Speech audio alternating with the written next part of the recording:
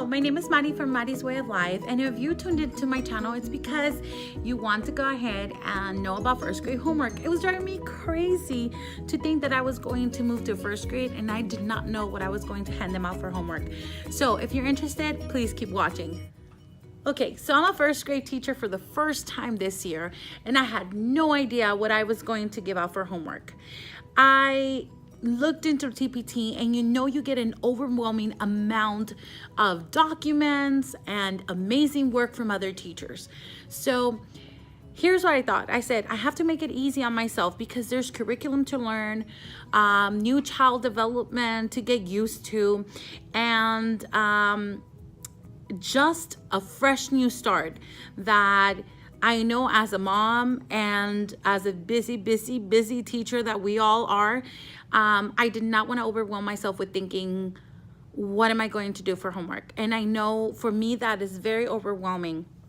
So what I thought about doing is, okay, let's take a look at something that would be challenging for the kids, but also really easy to follow for those of students that are having a difficult time completing homework at home. So what I did is I found 3 amazing people. One of them is Frogs and Fairies and Lessons. The other one is Sassy Little Teachers, and one of them is Glyph Girls. So this is what I got from Frogs and Fairies and Lessons. I went on and they have the whole bundle for you for the homework. So I found these and I love them. But what they have is Monday, Tuesday, and this is actually week 1, if you can see, and I love how they have the standard because I work better if I know exactly what standard I'm giving them which week, especially if I decided not to do that standard for that week. Now, have I changed it? No. Sometimes I'm a little behind on math, and I try just to squeeze in looking at this and then squeeze in a word problem or 2 problems that I know they're gonna need to know for homework. So anyway, I haven't changed this a bit, and we're like in week 5, I wanna say, maybe 6. And this has stayed pretty consistent. So it has Monday, Tuesday, and it goes on to Wednesday, Thursday, and that's math homework. Now, did I debate about sending fluency home? Yes, I did. And I was going to add it to the back. But I said, you know what? I am doing wonders and I have to stay smart. I have to think smart. I'm already trying to meet every child's need in the classroom. Let's just be real. Some of parents, I'm including myself, are really good in helping our children do their homework and review and try to make sure that they're ready for the week's strategies or standards that teachers are sending home. But some of us are working parents. We don't have enough time to sit with each child every night, especially if you have multiple children.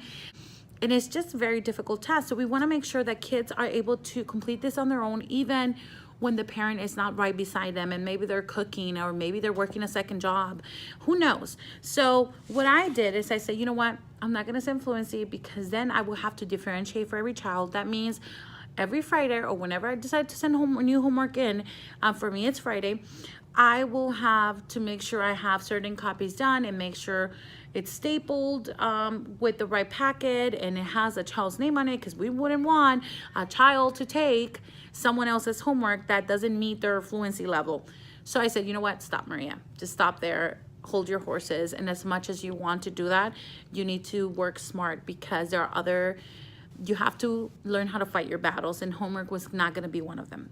At least not this year. And for those of you that are super amazing at doing that, I love you so much, and my goal is to strive to be like you, because not this first year teaching first grade, I couldn't. So what I did is I found this from, I think this is the one that is from Sassy Little Teachers, and they just kind of go over like our weekly strategies or what we're doing or covering or the essential question.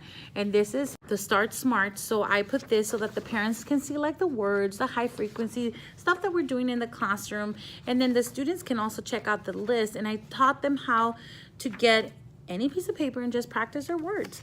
And then with that, they have this, and this is consistent throughout. They have high frequency word graphing, which is also mathematics, and they graph their high frequency words. So this is actually from Glyph Girls, and Glyph Girls have all the essential things you could think of, word work and homework. I think it's meant to be like a classroom word work activity thing. So I picked and choose what I wanted from there, and every week they get this. Now for the Smart Start, the sheets look a little bit different, but they stay pretty consistent because obviously the standards change, and also they want to cover genre and different things. So or different standards. So this one actually stays pretty consistent, and then they have writing included in it. So Glyph Girls have all this going, and then a drawing, and then they have print concepts, left to right. I just really enjoy their work. They have stuff like this. This is all from Glyph Girls. And see, the first week, let me show you what I did. I actually got this from TPT. I don't know who I got it from, so I'm sorry. I got fluency because I said, well, I want to like do fluency, have parents kind of check off. It only happened week 1. I wasn't going to stay consistent, so I stopped. And then that's it. So let me go ahead and show you what I did with these papers. I did have to sit down during the summer and decide whether I wanted to send this or not. And then I picked and choose because Glyph Girls have a lot more to it. So let me show you like a regular week. So if I go, so what I did, let me show you my binder. It looks like this. And what happens is, see, these are sheets that I didn't even use from Glyph Girls at the beginning of the week.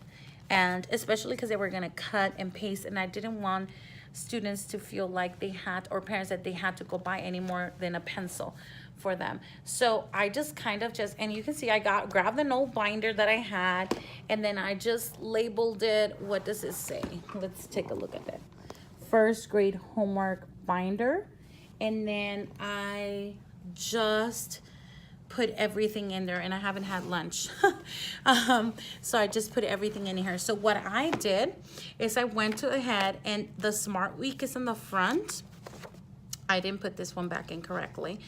And then I have everything for Unit 1 here, Unit 2, 3, 4, 5, and in the very back 6, because I think Wonder has 6 units if I'm not mistaken. So then let me go ahead and turn to Unit 1 work. The math, it's only 2 sheets, so I copy it front and back. And then what I do is then I have the list. So this would be like a regular unit. Like this is unit, oh, obviously it's Unit 2.1, it's right here. And then it goes like over the sight words, spelling words, and extra practice for those above students. And that's what I said, like this would fit perfect. That way parents, can move beyond those words. And then here's the graphing sheet that I told you was pretty consistent. Then they get read it, trace it, and write it. And these are their spelling words. Then they have read and draw. So these, they study their phonics, and for this specific week is the short E. And so let me give you an example. Ben sat down on the red bed. So they go ahead and draw that. Then they write the word. And these are CVC words for this specific week. And then they have a spelling word search, which the kids really, really enjoy. And then the rainbow spelling. So the students color the letters in each word with different colors of the rainbow, and they really, really enjoy that. And then the next math sheet starts, which means it's for the following week. So I've already printed all the homework for Unit 1. So what I do, since I saw this unit, I'm gonna go into the tab, and what I do is open my binder and take all of the Unit 2 and math in the front. So I went ahead and just inserted every math that goes in front of that certain unit. And then I go ahead and look and say, okay, well, this is where the new math starts for week 2. It feels like a thick packet because it's one-sided page. I stick it in the machine with the staple mode and back to back. And then it does my homework packet, and it's ready to go, and I don't have to do anything else. So literally, like, I can do 5 weeks worth of homework, so for more than a month, and they're ready for me to go. And I just put them in one of my rainbow drawers, and it's ready to go. And I haven't heard any complaints from parents just yet, and we're in a 5th week of school. So I absolutely love this because I just grab, sometimes I take the whole binder, sometimes I just grab this, make sure I clip it so that I don't drop them in the middle of the hall, and then chaos happens. And then I just come back in, put it back in, and then sort out the weeks, clip them, and have them ready to go. I don't know if this helps. These 3 TPT sellers have made my life so much easier. Did it take time initially to sort out what I really wanted to send for homework and not? Sure, it did. But students are very, very happy with their homework. And let me go ahead and take you to my rainbow drawer so that you can see for next week. I give homeworks on Fridays, so for next week, so this is like my homework drawer, and they're nice and ready to go. So I clip them like this, and then this is what it looks like. So if we take a look at the packet, so let me set you down right there. So this is the next packet, and then so that's 1 math sheet back to back, and then this is kind of just like their words, and this is unit 1, week 4. And then they don't do anything there. And then they have their high frequency word gaffing, their practice for spelling.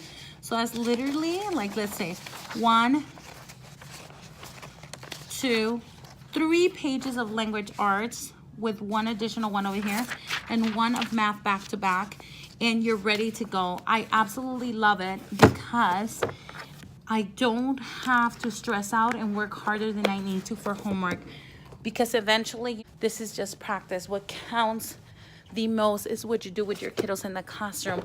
Of course, homework makes you feel accomplished, and especially for those students that, you know, your students that do really well are the ones that, you know, are getting the most support from parents anyway, so they'll be doing that no problem. And then the rest of them, we also don't want to make them hard for them because we don't know what kind of support they have at home. I hope this helps you. I hope you enjoyed this video.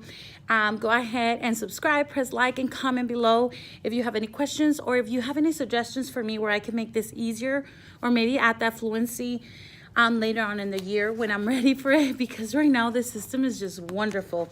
Anyway, hope you enjoy this. Have fun and take care. See you in the next video.